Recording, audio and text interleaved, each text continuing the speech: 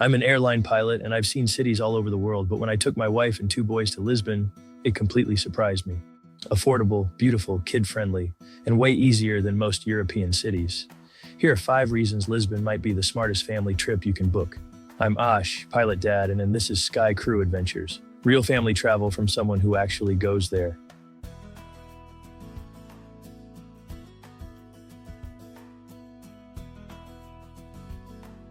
Number 1, Sintra. 40 minutes from Lisbon is one of the craziest castles your kids will ever see. Colorful towers, giant walls, fairy tale vibes. My oldest Grayson was absolutely blown away. My toddler Ruben cared mostly about birds, but that still counts. Pilot tip, book your tickets online. Lines with kids is how vacations go bad, fast.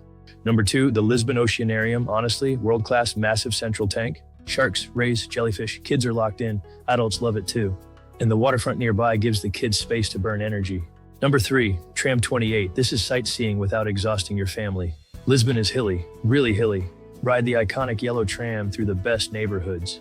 Go early morning or it gets packed. Number 4, Belém and pastries. Wide open waterfront paths, historic landmarks. And most importantly, Pastéis de Nata. Warm Portuguese custard pastries that disappear instantly when kids find them. Number 5 is my secret reset spot. Sometimes with kids, you don't need another attraction. You need a park, playground, ducks, shade, coffee nearby. That one relaxed morning can save the whole trip.